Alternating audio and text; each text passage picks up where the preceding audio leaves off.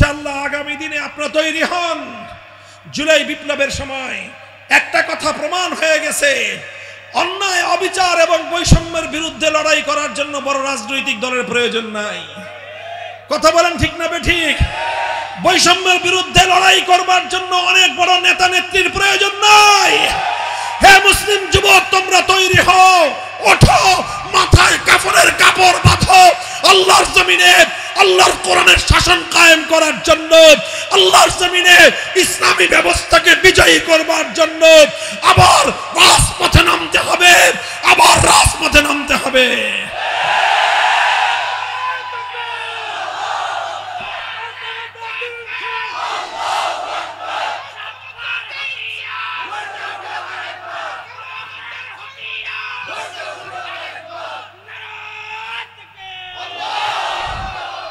আপনারা প্রস্তুত আছেন তো ইনশাআল্লাহ? আরে ভয়ের কোনো কারণ নাই, হতাশার কোনো কারণ নাই।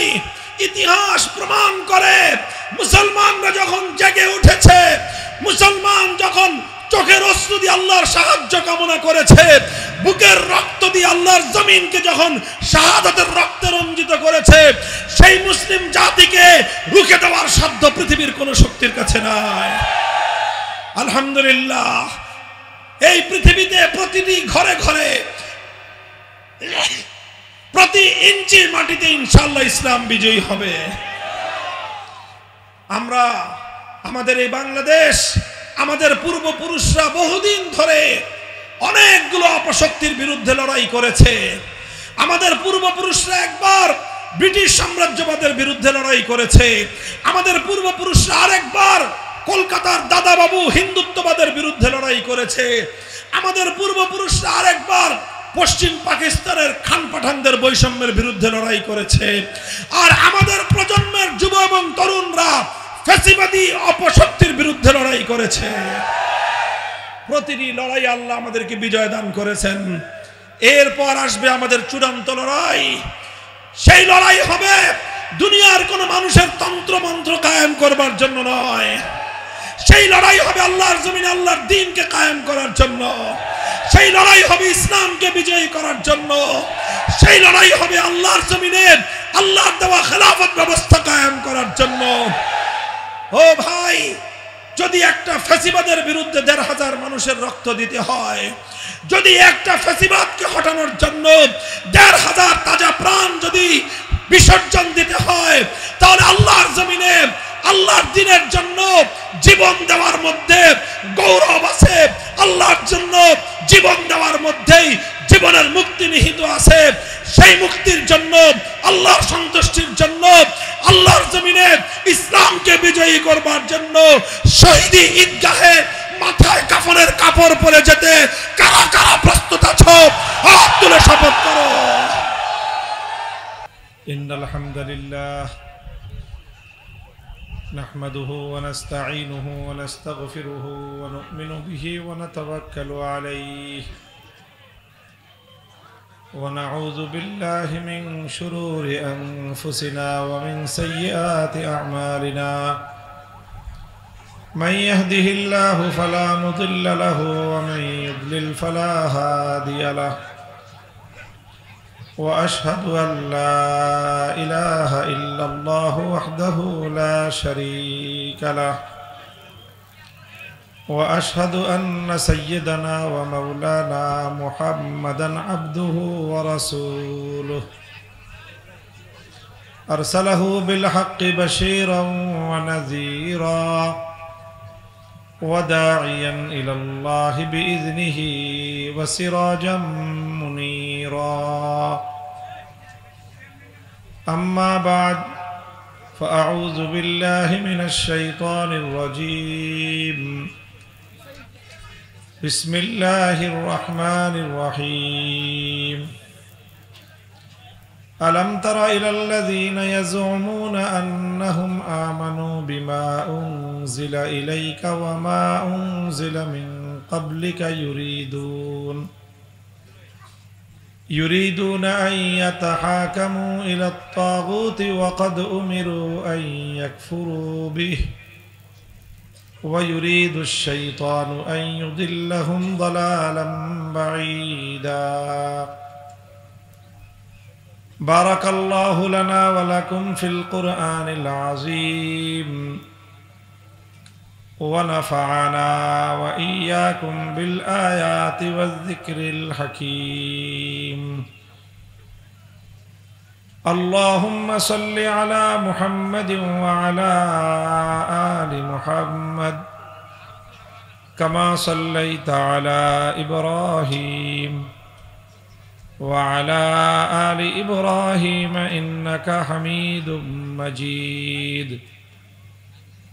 اللهم بارك على محمد وعلى آل محمد كما باركت على إبراهيم وعلى آل إبراهيم إنك حميد مجيد. निहायत काबिल एहतराम सभापति, उपस्थित हजरत उलमाए किराम, सम्मानित बयोज्येष्ठ मुरब्बी साहेबान, समवेत इस्लाम प्रिय कुरान प्रेमिक नबी प्रेमिक तौहिदी मुसलमान भाई ओ बंधुगण, अल अबरार इस्लामिक रिसार्च सेंटारेर उद्योगे आयोजित आजकेर এই इस्लामी महासम्मेलने देशेर बरेण्य उलामाए केरामेर काछ थेके एतक्षण आपनारा आलोचना शुनेछेन। सर्वशेष हयतो आमार पाला, दीर्घ आलोचना आमि आपनादेर सामने करब ना। अल्प कयेकटा कथा आल्लाहर कुराने कारीमेर एकटी आयात तेलाওয়াত करेছি, সেই আলোকে আমি আপনাদের সামনে আরজ করব। তার আগে এক দুটো দৃষ্টি আকর্ষণ। যারা ড্রোন ক্যামেরা চালাইতেছেন, যদি কেউ চালান মাহফিলের মধ্যে, আপনাদের ড্রোন যেন স্টেজের সামনে কাছাকাছি না আসে। দ্বিতীয় কথা হলো, আমরা মাহফিল করি, মাহফিলে বয়ান করি, এটা আমাদের একমাত্র কাজ না। আমাদের আরো অনেক দায়িত্ব, আরো অনেক কাজ আলহামদুলিল্লাহ আল্লাহ আমাদের কাঁধে অর্পণ করেছেন। সেই দায়িত্বগুলিও আমরা পালন করার চেষ্টা করি। তার মধ্যে মাদ্রাসায় শিক্ষকতা করা, এটা একটা গুরুত্বপূর্ণ কাজ। তারপরে যে কোনো অন্যায় ইসলাম বিরোধী অপতৎপরতার মোকাবেলায় মাঠে ময়দানে ভূমিকা পালন করা, সম্মিলিতভাবে ইসলামের তাহাফুজের জন্য বিভিন্ন সময়ে বিভিন্ন কর্মসূচি পালন করা, এটা আমাদের একটা কাজ। সেই সাথে বাংলাদেশের রাষ্ট্র এবং রাজনীতিতে ইসলাম প্রতিষ্ঠা এবং ইসলামের বিধিবিধান, শরীয়তের বিধান, আল্লাহর বিধানকে বাস্তবায়ন করা, এটাও আমাদের জীবনের অন্যতম গুরুত্বপূর্ণ একটা লক্ষ্য এবং এটা আমাদের একটা মৌলিক কাজ। তবে প্রত্যেকটা কাজ যার যার মূল নীতি অনুযায়ী পরিচালিত হওয়া চাই, যেন একটা কাজের দ্বারা আরেকটা কাজ বাধাগ্রস্ত না হয়, ক্ষতিগ্রস্ত না হয়। ইসলামের সর্বমুখী সর্বব্যাপী সবগুলো কাজ মিলেই হলো পূর্ণাঙ্গ ইসলাম। কিছু কিছু বিষয় আছে যেটা আমাদের মধ্যে কোনো মতবিরোধ নাই, কোনো মত পার্থক্যও নাই, যেটা কোরআনের কথা, ইসলামের কথা, অকাট্য কথা, যেই কথার মধ্যে দ্বিমত করার কোনো অবকাশ নাই। সেই রকম একটা কথা হলো যে মুমিন মুসলমানগণ তারা তাদের জীবনের সকল ক্ষেত্রে আল্লাহর বিধান, আল্লাহর হুকুম বাস্তবায়ন করতে বাধ্য। এটা এমন না যে ইচ্ছা হলো করলাম, ইচ্ছা হলো না করলাম না, ব্যাপারটা এমন না। যেমন 5 ওয়াক্ত নামাজের বিধান পালন করা, এটা কি ঐচ্ছিক না বাধ্যতামূলক? মুমিনের জন্য পর্দা করা, নারী হোক বা পুরুষ হোক, নারীর পর্দা নারী করবে, পুরুষের পর্দা পুরুষ করবে, এই পর্দার বিধান ঐচ্ছিক না বাধ্যতামূলক? বাধ্যতামূলক। নারীর জন্য বাধ্যতামূলক, পুরুষের জন্য বাধ্যতামূলক। وَقُلْ لِلْمُؤْمِنَاتِ يَغْضُضْنَ مِنْ أَبْصَارِهِنَّ وَيَحْفَظْنَ فُرُوجَهُنَّ وَلَا يُبْدِينَ زِينَتَهُنَّ وَقُلْ لِلْمُؤْمِنِينَ يَغُضُّوا مِنْ أَبْصَارِهِمْ وَيَحْفَظُوا فُرُوجَهُمْ ذَلِكَ أَزْكَى لَهُمْ। আল্লাহ পাক রব্বুল আলামিন কোরআনের মধ্যে নারী পুরুষ উভয় সম্প্রদায়কে আলাদা আলাদা সম্বোধন করে পর্দার বিধান দিয়েছেন। নারীর পর্দার বিধান হলো ইয়াগদুদনা মিন আবসারিহিন্না, নিজের দৃষ্টি সংযত রাখা। নারীরা এই পর্দা সাধারণত করেই না। তারা মনে করে বোরকা পরছি, পর্দার ভিতর থেকে ফুসকি মেরে সব পুরুষ সবভাবেই দেখা যায়। অথবা মোবাইলের স্ক্রিনে, কম্পিউটারের পর্দায় নারীরা মনে করে যে কোনো পুরুষকে যে কোনো ভঙ্গিতে দেখলে কোনো সমস্যা নাই, আমি তো পর্দার ভিতরেই আছি। এটা নারীদের ভুল ধারণা। আল্লাহ পাক রব্বুল আলামিন নারীকে লক্ষ্য করে প্রথমে কি বলেছেন? ইয়াগদুদনা মিন আবসারিহিন্না। প্রথম পর্দা হলো নারীরও চোখের পর্দা। নারীর চোখে কি পর্দা? নারীর চোখের পর্দা হলো নারী অপ্রয়োজনে পরপুরুষের দিকে তাকাবে না। হ্যাঁ, প্রয়োজন পড়লে দেখবে। প্রয়োজনটা কেমন? এখন নারী রাস্তায় বের হয়েছে, কোনো প্রয়োজনে হাসপাতালে যাবে, এখন রিক্সা নিতে হবে, অটো রিক্সায় উঠতে হবে। এখন অটো রিক্সার সাথে কথা বলতে হবে না? অটো রিক্সা আসতেছে কিনা সেটা দেখতে হবে না? ডাক্তারের কাছে গেছে, এখন ডাক্তারের সাথে তো কথা বলতে হবে। এই সকল প্রয়োজনে নারী পরপুরুষের দিকে তাকাতে পারে, কিন্তু একটা মোবাইলের মধ্যে, কম্পিউটারের মধ্যে পুরুষরা সুন্দর সেজে গুজে তারা অনুষ্ঠান করতেছে। এখন নারীর তো সেই পুরুষকে দেখার প্রয়োজন নাই। যদি শুনতে হয় কথা, আলোচনা শুনবে, মনোযোগ দিয়ে পুরুষকে দেখবে কেন? সেই পুরুষটা আবার সুন্দর কিনা, সুদর্শন কিনা, সেগুলো বিশ্লেষণ করে নারীরা। এটা নারীর জন্য পর্দার বিধান, যে অপ্রয়োজনে পুরুষের সৌন্দর্য নারীর জন্য দেখা জায়েজ নাই। পুরুষকে দেখা জায়েজ হলেও প্রয়োজনের ক্ষেত্রে অপ্রয়োজনে কোনো পুরুষের সৌন্দর্য দেখার সুযোগ, বৈধতা কোনো নারীর জন্য নাই। যাই হোক, তাহলে নারীর জন্য চোখের পর্দা, তারপরে নারীর জন্য নিজের সৌন্দর্য, ওয়ালা ইউবদিনা যিনাতাহুন্না, নিজের সৌন্দর্য পর পুরুষের কাছ থেকে আড়াল করে রাখা, এটা নারীর পর্দা। তো নারীর পর্দা দুই জায়গায়। নিজের দৃষ্টি সংযত রাখা নারীর পর্দা, নিজের সৌন্দর্যকে পর পুরুষের দৃষ্টির আড়ালে রাখা, এটাও নারীর পর্দা। পুরুষের পর্দা এক জায়গায়, পুরুষ নিজের দৃষ্টি সংযত রাখবে, পরনারীর দিকে তাকাবে না। বেপর্দা নারীও যদি চোখের সামনে দিয়ে যায়, সেই বেপর্দা নারীর দিকে চোখ তুলে তাকাবে না। এটা পরনারীর দিকে কোনো পুরুষ তাকাবে না, এটা হলো পুরুষের পর্দা। এই পর্দার বিধানগুলো ঐচ্ছিক না বাধ্যতামূলক? বাধ্যতামূলক। নামাজের বিধান যেরকম বাধ্যতামূলক, পর্দার বিধান যেরকম বাধ্যতামূলক, রোজার বিধান যেরকম বাধ্যতামূলক, সামর্থ্য থাকলে হজ করার বিধান যেরকম বাধ্যতামূলক, সম্পদশালী হলে যাকাত প্রদান করা যেরকম বাধ্যতামূলক, সামর্থ্য অনুযায়ী আল্লাহর জমিনে আল্লাহর হুকুম বাস্তবায়ন করার জন্য খেলাফা রাষ্ট্র ব্যবস্থা বাস্তবায়ন করা, খেলাফত প্রতিষ্ঠা করা মুমিনের জন্য ফরজ। এই জন্য ইসলামী রাষ্ট্র ব্যবস্থা, ইসলামী শাসন ব্যবস্থা বাস্তবায়নের জন্য চেষ্টা করা, এটা মুমিন মাত্রই তার ঈমানী দায়িত্ব এবং কর্তব্য। এটার ব্যাপারে কোনো দ্বিমতের কোনো অবকাশ নাই। আল্লাহর বিধান যেটা রাষ্ট্রের সাথে সংশ্লিষ্ট, সেটা রাষ্ট্রে বাস্তবায়ন করা ফরজ।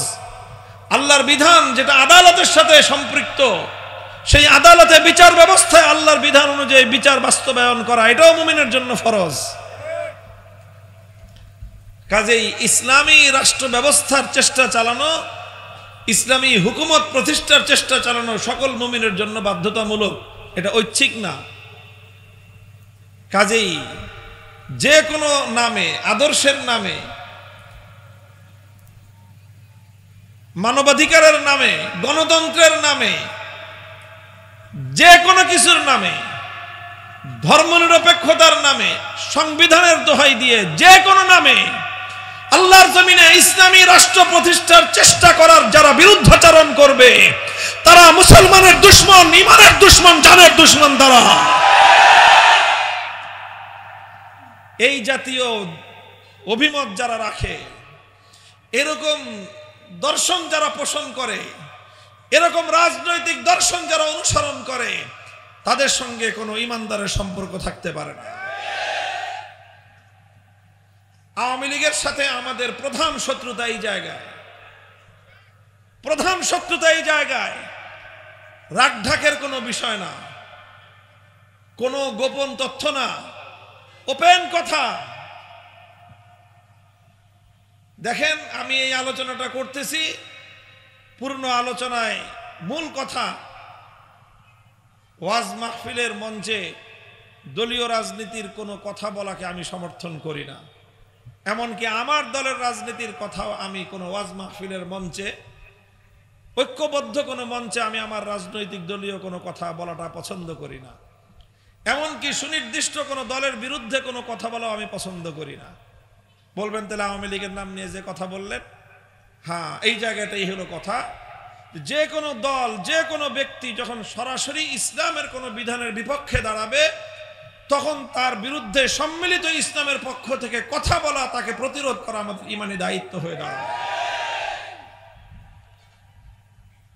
আওয়ামী লীগের এটা রাজনৈতিক দর্শন যে তারা ইসলামী রাজনীতি বরদাস্ত করতে পারে না, তারা ইসলামী রাষ্ট্র প্রতিষ্ঠার কোনো চেষ্টাকে সহ্য করতে পারে না।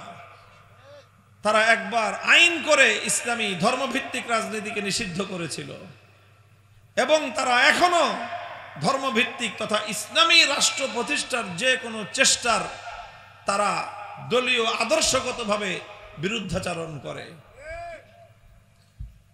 আওয়ামী লীগ বাংলাদেশের মানুষের কাছ থেকে বিতাড়িত হয়েছে। হয়তো কোনোদিন আবারও যদি তারা বিভিন্ন তাদের যে অন্যায়, অপকর্ম, গুম, খুন, হত্যাযজ্ঞ, নির্বিচারে জুলুম, অত্যাচার, এই সমস্ত ভুলের ক্ষমা প্রার্থনা করে যদি আবার মানুষের মাঝে আসতে পারে, আসুক। কিন্তু আসলে আমাদের পক্ষ থেকে একটা আহ্বান থাকবে যে ইসলামী রাজনীতির যে বিরুদ্ধাচরণ করার যে মতবাদ, ওই মতবাদটা যেন সীমান্তের ওই পারে রেখে আসে। ওটা নিয়ে যদি আবার বাংলাদেশে ঢোকার চেষ্টা করে, আবার আমাদের সাথে যুদ্ধ হবে, আবার আমরা লড়াই করব। ইসলামের জন্য কারো সাথে আমাদের আপোষ করবার কোনো সুযোগ নাই। ইসলামের প্রশ্নে আমাদেরকে আমরণ লড়াই করতে হবে, নিরাপদ থাকতে হবে। আপোষহীন সংগ্রাম চলছে, চলতেই থাকবে, চলতেই থাকবে ইনশাআল্লাহ।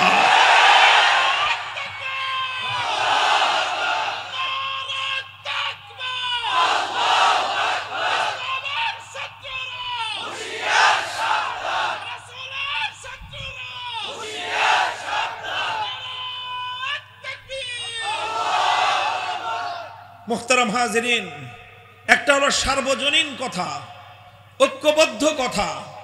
আমি এখন যে কথাগুলো বললাম, এটা কোনো দলীয় রাজনীতির কথা না, এটা হলো সকল দলমতের ঊর্ধ্বে উঠে ঈমানের কথা, ইসলামের কথা। কথা বলেন ঠিক কিনা? এই ধরনের ওয়াজ মাহফিলের মঞ্চে এই সব কথাবার্তা বলবেন আপনারা। এই জাতীয় কথা প্রত্যেকটা মাহফিলেই আলোচিত হওয়া দরকার। বিগত সময়গুলোতে এই মঞ্চগুলোতে ইসলামী রাজনৈতিক আলাপ, এটাকে নিষিদ্ধ, অঘোষিতভাবে নিষিদ্ধ করে রাখা হয়েছিল। অথচ রাজনৈতিক ব্যবস্থা এটা মানুষের জীবনের অত্যন্ত গুরুত্বপূর্ণ একটা অংশ। কোন রাজনৈতিক ব্যবস্থা ছাড়া কোনো জীবন দর্শন পরিপূর্ণ হতে পারে না।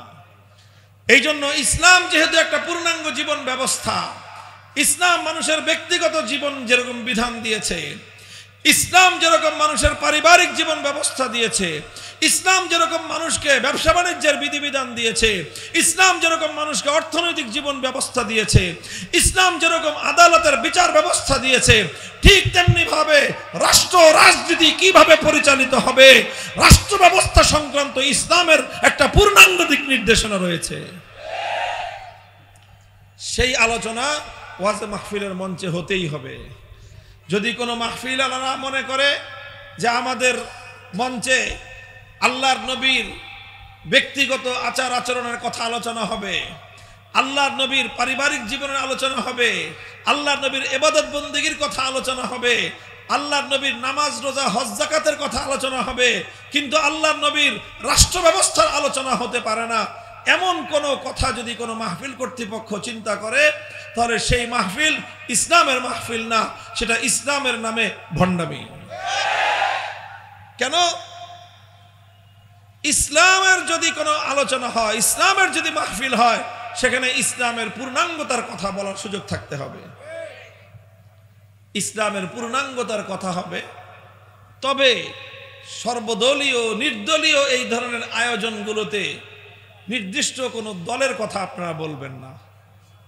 এই যে আমাকে দেখে আপনারা যারা আমার দলের প্রতীক নিয়ে স্লোগান দিয়েছেন, এটা নিষিদ্ধ, খবরদার, এটা আমার দলের কোনো সমাবেশ না। বলেন, এই সমাবেশ আমার দলের, আমার সংগঠনের? তাহলে এটা হলো একটা মাদ্রাসার মাহফিল, এখানে কেন আমার দলের প্রতীকের স্লোগান দিলেন আপনারা? এটা ভুল করেছেন। আমি আপনাদেরকে শিক্ষা দিয়ে গেলাম, এই ধরনের মাহফিলে কখনোই কোনো দলের, আমার দলের, অন্য দলের, অমুক দলের, কোনো দলের সুনির্দিষ্ট এজেন্ডার কথা আলোচনা আমরা করব না। আমরা আলোচনা করব সর্বদলীয় ইসলামী রাজনীতির কথা, ইসলামী জীবন দর্শনের কথা। কথা পরিষ্কার? আল্লাহ পাক রব্বুল আলামিন আমাদেরকে আমল করার তৌফিক দান করেন। মুহতারাম হাজরিন, আমি আপনাদের সম্মুখে আল্লাহর কোরআনের ছোট্ট একটা আয়াতের অংশ বিশেষ তেলাওয়াত করেছি। আলাম তারা ইলাল্লাযীনা ইয়াজউমুনা আন্নাহুম আমানু বিমা উনজিলা ইলাইকা ওয়া মা উনজিলা মিন ক্বাবলিক ইউরিদুনা আন ইয়াতাহাকামু ইলাত তাগুতি ওয়া ক্বাদ উমিরু আন ইয়াকফুরু বিহি ওয়া ইউরিদুশ শাইতানু আন ইউদিল্লাহুম দালালাম বাঈদা। ছোট্ট একটা আয়াতের শুধু একটু তর্জমা করব আমার আলোচনার বিষয়ে। আল্লাহ বলেন, আশ্চর্য নিয়ে, বিস্ময় নিয়ে আল্লাহ পাক একটা প্রশ্ন রেখেছেন। আলাম তারা, লক্ষ্য করেছেন একটা আশ্চর্যজনক বিষয়। ইলাল্লাযীনা ইয়াজউমুনা আন্নাহুম আমানু, এক শ্রেণীর মানুষ আছে যারা দাবি করে যে তারা নাকি ঈমানদার। তারা কি দাবি করে? নিজেদেরকে কি বলে দাবি করে? ঈমানদার বলে দাবি করে। তারা বলে যে আমরা মুমিন। আলাম তারা ইলাল্লাযীনা ইয়াজউমুনা আন্নাহুম আমানু বিমা উনজিলা ইলাইকা ওয়া মা উনজিলা মিন ক্বাবলিক ইউরিদুনা আন ইয়াতাহাকামু ইলাত তাগুত। তারা দাবি করে যে তারা ঈমানদার, নিজেদেরকে মুমিন বলে তারা পরিচয় দেয়, মুমিন বলে তারা দাবি করে, অথচ ইউরিদুনা আন ইয়াতাহাকামু ইলাত তাগুত, অথচ তারা তাগুতের বিচার ব্যবস্থার কাছে নিজেরাই বিচার চাইতে যায়, অর্থাৎ তাগুতের বিচার ব্যবস্থার উপর তারা সন্তুষ্ট থাকে।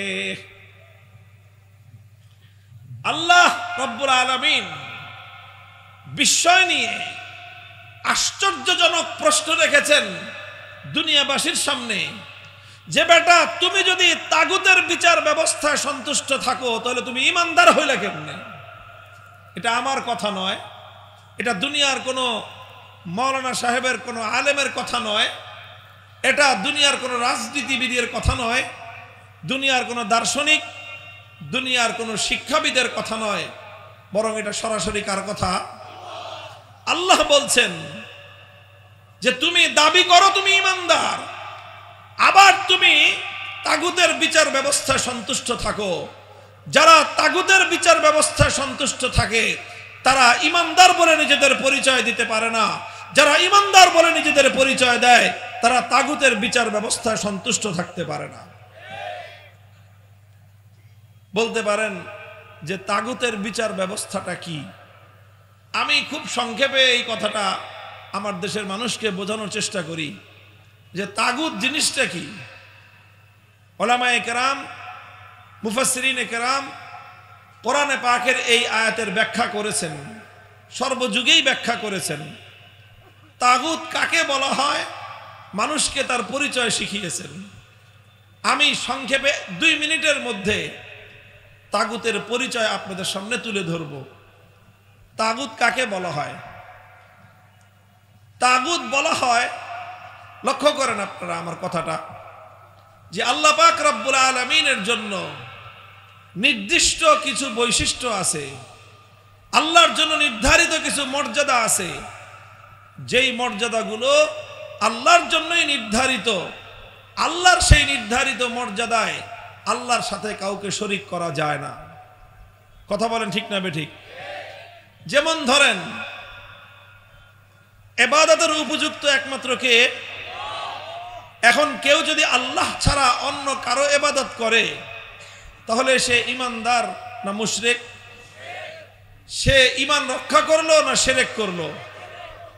ইবাদতের মধ্যে যেরকম আল্লাহর সাথে অন্য আরেকজনকে অংশীদার সাব্যস্ত করলে একজন মানুষ ঈমানদার থাকতে পারে না, মুশরিকে পরিণত হয়, ঠিক এরকম এই মহাবিশ্বের মধ্যে দুনিয়ার মানব জাতির জন্য আইন এবং বিধান তৈরি করবার চূড়ান্ত ক্ষমতা একমাত্র কার? জোরে বলেন। মহাবিশ্বের মধ্যে আইন এবং বিধান তৈরি করবার চূড়ান্ত ক্ষমতা একমাত্র কার? আমি বললাম যে আইন এবং বিধান তৈরি করবার কেমন ক্ষমতা? কেমন ক্ষমতা? কথা শুনেন নাই আপনারা আমার? চূড়ান্ত ক্ষমতা। আইন এবং বিধান তৈরি করবার কেমন ক্ষমতা? চূড়ান্ত ক্ষমতা একমাত্র কার? চূড়ান্ত ক্ষমতা কেন বললাম?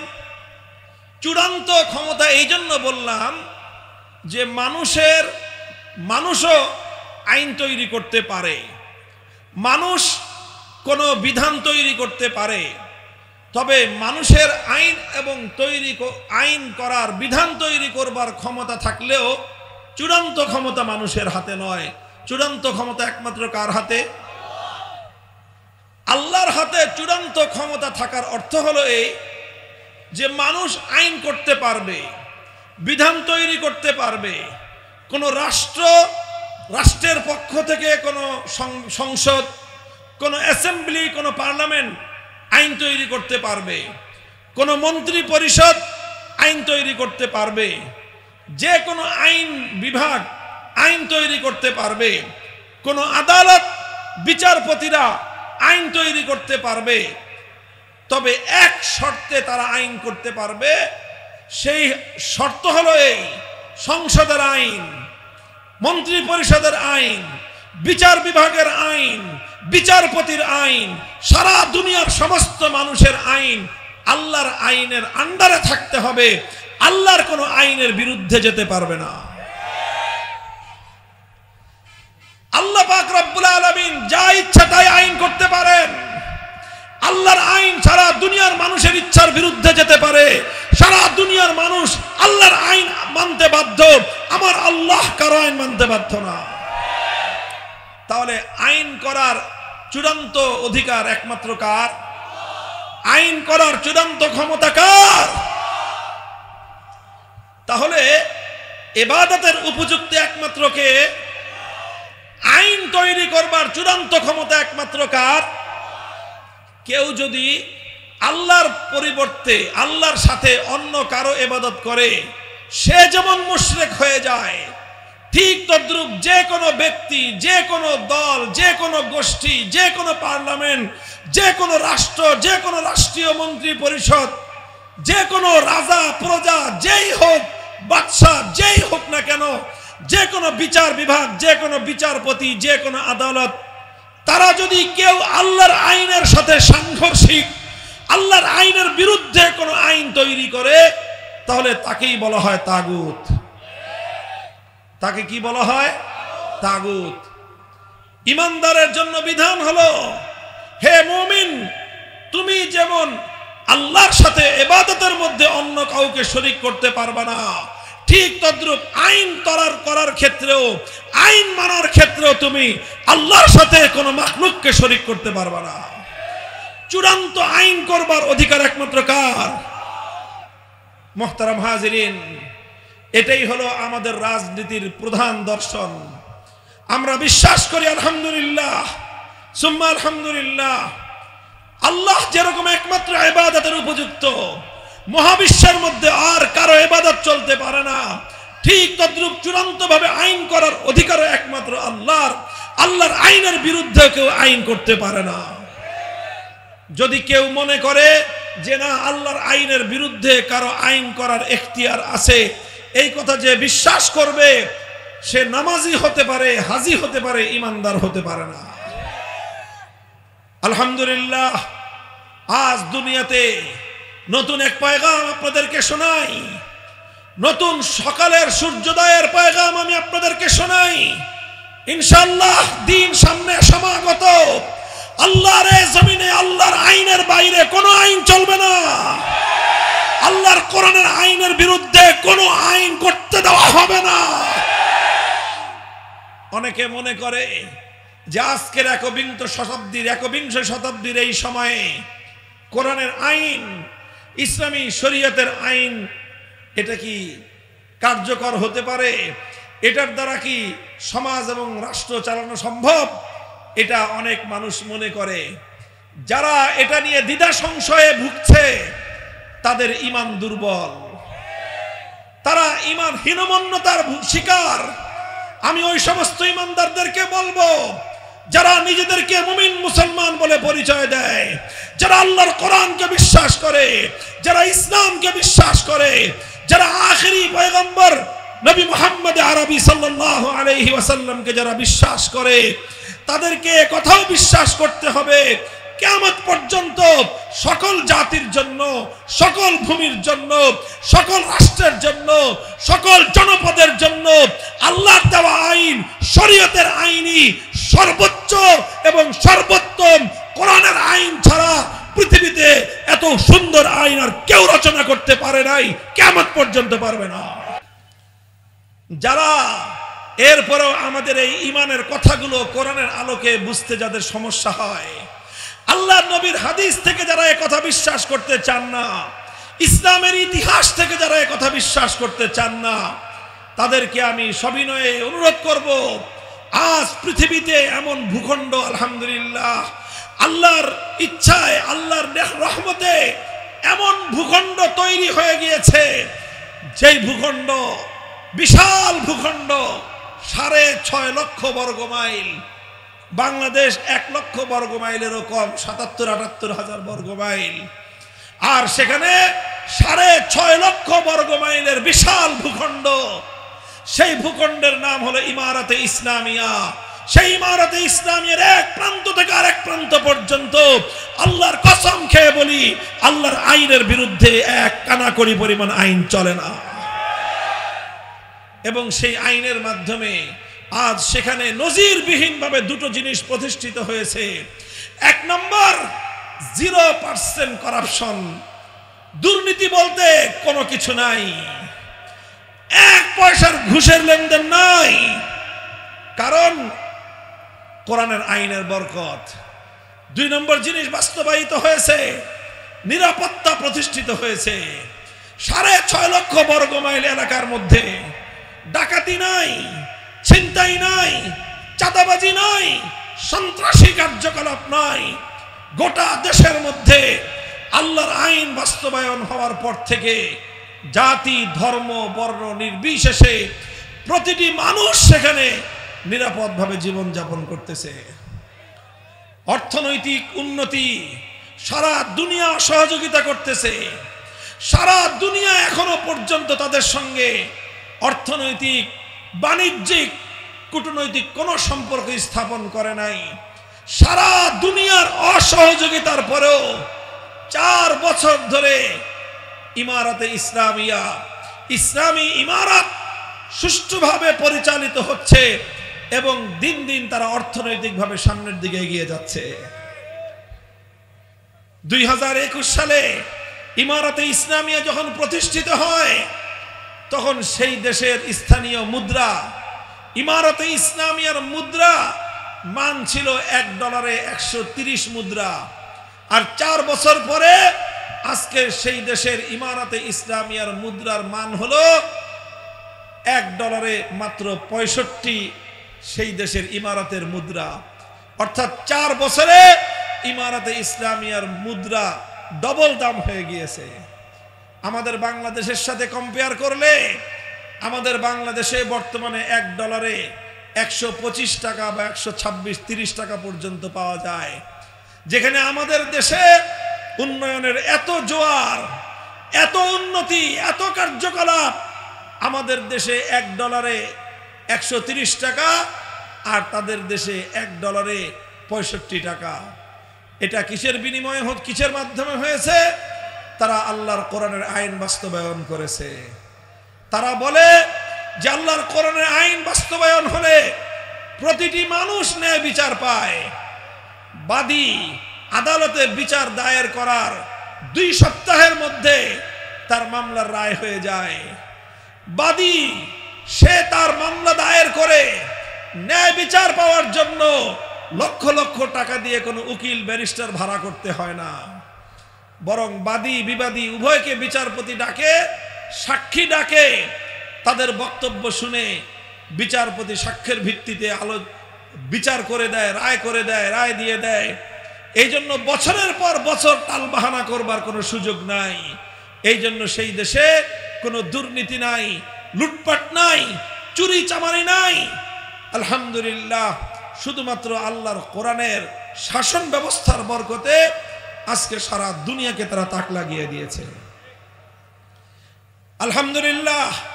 বাংলাদেশের মুসলমান, আমি তোমাদেরকে জিজ্ঞাসা করতে চাই, একটা জনপদের মুসলমানেরা আমাদের থেকে সংখ্যায় যারা অনেক কম, সে দেশের মুসলমান হলো মাত্র 4 কোটি, আর আমরা এই জনপদে বসবাস করি প্রায় 17 থেকে 18 কোটি মুসলমান।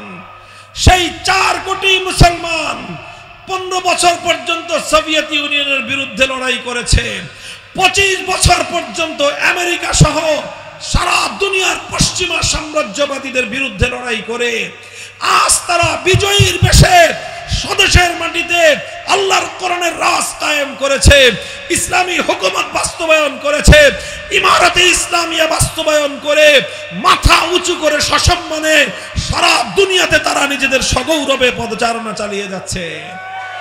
হে বাংলাদেশের মুসলমান, হে বাংলাদেশের মুসলমান, যারা শাপলা চত্বরে রক্ত দিয়েছিলেন নবীর ইজ্জতের হেফাজতের জন্য, হে বাংলাদেশের মুসলমান, যারা 2021 সালে হাটহাজারী থেকে ব্রাহ্মণবাড়িয়া পর্যন্ত রক্ত দিয়েছিলেন এদেশের মাটিকে হিন্দুত্ববাদী নরঘাতক গুজরাটের কসাই নরেন্দ্র মোদীর আগমনকে রুখতে গিয়ে, হে বাংলাদেশের মুসলমান, যারা 2024 সালের জুলাই আর আগস্টে প্রায় 1,500 তাজা প্রাণ বিসর্জন দিয়েছ বৈষম্যের জুলুম এবং ফ্যাসিবাদকে উৎখাত করতে গিয়ে, আমি তোমাদের কাছে জিজ্ঞাসা করতে চাই, যদি তোমরা চূড়ান্তভাবে সমস্ত বেইনসাফের কবর রচনা করতে চাও, যদি তোমরা চূড়ান্তভাবে ইনসাফের সমাজ গড়তে চাও, ন্যায় এবং ইনসাফের ভিত্তিতে একটা রাষ্ট্র যদি গড়তে চাও, আল্লাহর কসম খেয়ে বলি, আল্লাহর কোরআনের শাসন ব্যবস্থা ছাড়া বিকল্প কোনো পথ না।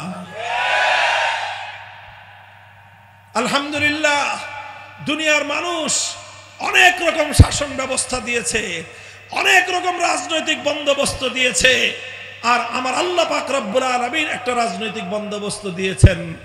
আমি আপনাদেরকে জিজ্ঞাসা করতে চাই, মানুষের বানানো ব্যবস্থা উত্তম না আল্লাহর দেওয়া ব্যবস্থা উত্তম? চিৎকার করে বলেন, মানুষের বানানো ব্যবস্থা উত্তম না আল্লাহর দেওয়া ব্যবস্থা উত্তম? যারা আল্লাহর দেওয়া ব্যবস্থার চেয়ে মানুষের বানানো ব্যবস্থাকে উত্তম মনে করবে, তাদের ঈমান ত্রুটিপূর্ণ। ঈমানের দাবি আল্লাহকে যেরকম বিশ্বাস করতে হয়, আল্লাহর অস্তিত্বকে যেরকম বিশ্বাস করতে হয়, আল্লাহ একমাত্র ইবাদতের উপযুক্ত এ কথা যেরকম বিশ্বাস করতে হয়, ঠিক একইভাবে এ কথাও বিশ্বাস করতে হয় আল্লাহর দেওয়া ব্যবস্থার চেয়ে মানুষের বানানো ব্যবস্থা কোনোদিন উত্তম হতে পারে না। আল্লাহ যে রাজনৈতিক ব্যবস্থা দিয়েছেন সেই রাজনৈতিক ব্যবস্থাটাকেই বলা হয় খেলাফত ব্যবস্থা। খেলাফত মানে কি? খেলাফত মানে হলো শাসন করবে আল্লাহর বান্দা, আইন করবেন আল্লাহ। বলেন খেলাফত ব্যবস্থা কি? আইন করবে কে? শাসন করবে আল্লাহর বান্দা, শাসন করবে, আইন করবে। আইন চলবে কার? শাসন চলবে আল্লাহর বান্দার। এই ব্যবস্থার নাম হলো খেলাফত ব্যবস্থা। মুহতারাম হাজিরিন, আমরা বিশ্বাস করি জাতি ধর্ম বর্ণ নির্বিশেষে প্রতিটি মানুষের জন্য আল্লাহর দেওয়া আইন, শরিয়ার আইন, এটাই সর্বোচ্চ এবং সর্বোত্তম ব্যবস্থা। এর চেয়ে উত্তম ব্যবস্থা দুনিয়ার রাশিয়া দিতে পারবে না, আমেরিকা দিতে পারবে না, চায়না পারবে না, ভারত পারবে না, পশ্চিমা বিশ্ব পারবে না। দুনিয়ার কোনখান থেকে ভাড়া করা কোনো আদর্শ দিয়ে মুসলিম জনপদে শান্তি আসতে পারে না। মুহতারাম হাজিরিন, আমার আলোচনা শেষ। আমি আপনাদের কাছে পয়গাম দিয়ে যাচ্ছি, ইনশাআল্লাহ আগামী দিনে আপনারা তৈরি হন। জুলাই বিপ্লবের সময় একটা কথা প্রমাণ হয়ে গেছে, অন্যায়, অবিচার এবং বৈষম্যের বিরুদ্ধে লড়াই করার জন্য বড় রাজনৈতিক দলের প্রয়োজন নাই। কথা বলেন ঠিক না বেঠিক? বৈষম্যের বিরুদ্ধে লড়াই করবার জন্য অনেক বড় নেতা নেত্রীর প্রয়োজন নাই। হে মুসলিম যুবক, তোমরা তৈরি হও, ওঠো, মাথায় কাফনের কাপড় বাঁধো, আল্লাহর জমিনে আল্লাহর কোরআনের শাসন কায়েম করার জন্য, আল্লাহর জমিনে ইসলামী ব্যবস্থাকে বিজয়ী করবার জন্য আবার রাজপথে নামতে হবে, আবার রাজপথে নামতে হবে।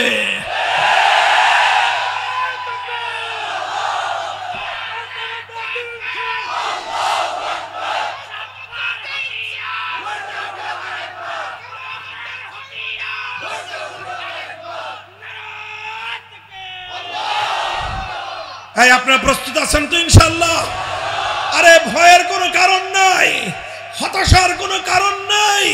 ইতিহাস প্রমাণ করে মুসলমানরা যখন জেগে উঠেছে, মুসলমান যখন চোখের অশ্রু দিয়ে আল্লাহর সাহায্য কামনা করেছে, বুকের রক্ত দিয়ে আল্লাহর জমিনকে যখন শাহাদাতের রক্তে রঞ্জিত করেছে, সেই মুসলিম জাতিকে রুখে দেওয়ার সাধ্য পৃথিবীর কোন শক্তির কাছে নাই।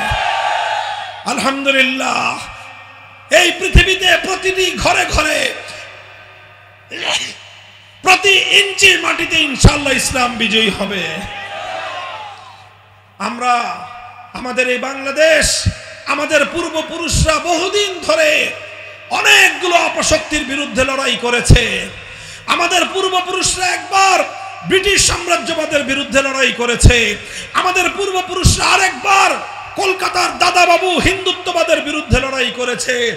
আমাদের পূর্বপুরুষরা আরেকবার পশ্চিম পাকিস্তানের খান পাঠানদের বৈষম্যের বিরুদ্ধে লড়াই করেছে। আর আমাদের প্রজন্মের যুব এবং তরুণরা ফ্যাসিবাদী অপশক্তির বিরুদ্ধে লড়াই করেছে। প্রতিটি লড়াই আল্লাহ আমাদেরকে বিজয় দান করেছেন। এরপর আসবে আমাদের চূড়ান্ত লড়াই। সেই লড়াই হবে দুনিয়ার কোন মানুষের তন্ত্র মন্ত্র কায়েম করবার জন্য নয়। সেই লড়াই হবে আল্লাহর জমিনে আল্লাহর দ্বীনকে কায়েম করার জন্য। সেই লড়াই হবে ইসলামকে বিজয়ী করার জন্য। সেই লড়াই হবে আল্লাহর জমিনে আল্লাহর দেওয়া খেলাফত ব্যবস্থা কায়েম করার জন্য। ও ভাই, যদি একটা ফ্যাসিবাদের বিরুদ্ধে ১৫০০ মানুষের রক্ত দিতে হয়, যদি একটা ফ্যাসিবাদকে হটানোর জন্য ১৫০০ তাজা প্রাণ যদি বিসর্জন দিতে হয়, তাহলে আল্লাহর জমিনে আল্লাহর দ্বীনের জন্য জীবন দেওয়ার মধ্যে গৌরব আছে। আল্লাহর জন্য জীবন দেওয়ার মধ্যেই জীবনের মুক্তি নিহিত আছে।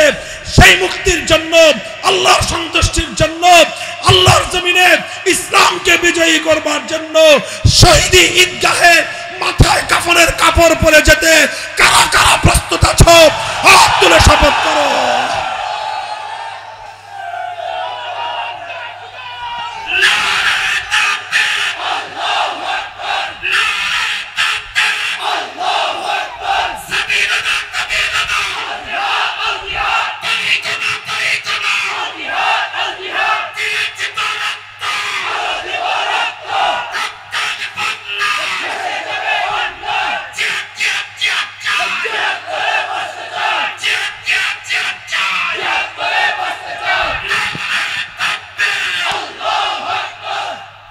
আল্লাহ পাক রব্বুল আলামিন কবুল করেন।